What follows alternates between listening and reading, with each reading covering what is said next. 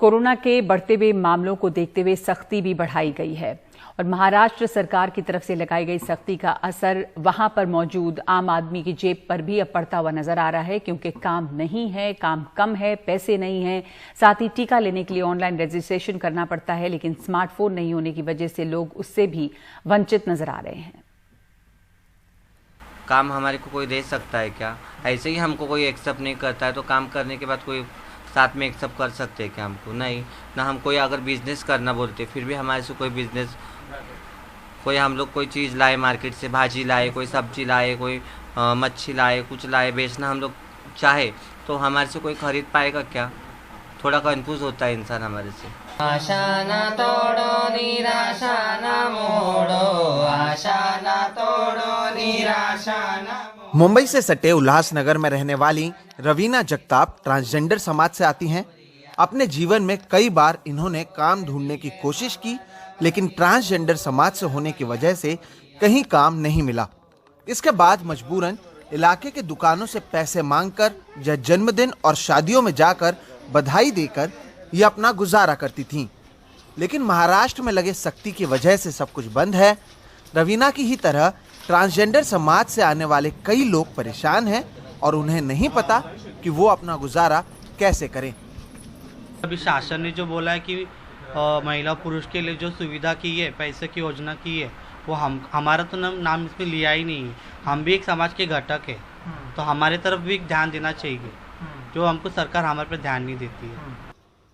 मजदूर और घरों में काम करने वाले लोग भी परेशान हैं। 64 वर्षीय सबीना डिकोस्टा की तबीयत अक्सर खराब रहती है।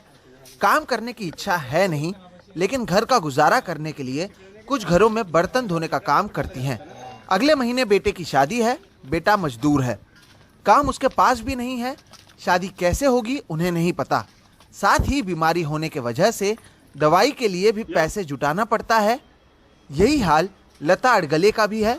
कहीं काम नहीं मिलने के वजह से वो घर पर ही रहने को मजबूर हैं। मैं ऐसा जाती, उसने पास मांग के दिन निकालती, लेके आती। 8 दिन का दवा समझ, एक 2 दिन छोड़ के आती, वो कैसा भी 15 दिन निकालती वो दवा के वजह से। नाके पे जाते हैं तो कुछ काम नहीं मिलता है, तो इसलिए हम लोग वापस आते हैं घर पे। फिर क्या करें, ऐसी परेशानी हो गई है बहुत, तो अभी बस 2 घर का काम है, वही करके घर पे आती हूँ। मजदूरी और पेंटिंग का काम करने वाले विजय दाभाड़े हर रोज सुबह लेबर चौक जाते हैं, इस उम्मीद के साथ कि काम मिल जाएगा। सरकार ने यूं तो कहा है कि मजदूरों को काम करने दिया जाएगा, लेकिन काम कहीं है ही नहीं।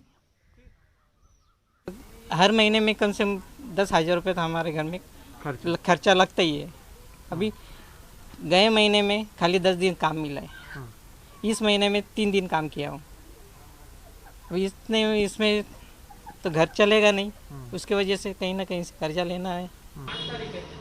अपने गुजारे के लिए हो रही परेशानी के अलावा इन सभी लोगों के सामने टीका लगवाना भी एक चुनौती से कम नहीं।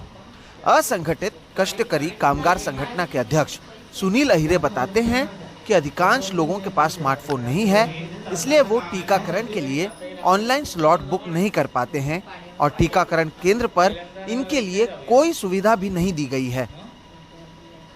जो उनका नियम है कि ये रजिस्ट्रेशन जब करेंगे तभी उनको वो लसीकरण होगा, तो ये तो ना स्मार्टफोन जानते हैं, ना इंटरनेट सेवा जानते हैं, ना कंप्यूटर जानते हैं, तो ये रजिस्ट्रेशन कर ही नहीं सकते।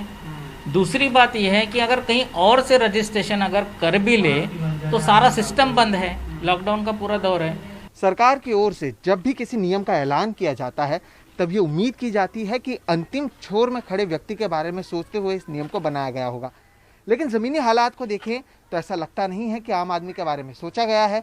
ऐसे में केवल उम्मीद ही की जा सकती है कि सरकार इन परेशानियों को समझे और कुछ बदलाव लाए ताकि आम आदमी को इससे राहत मिल सके। उल्लासनगर से कैमरा पर्सन राजेंद्र दयालकर के साथ सोहित मिश्रा, NDTV इंडिया।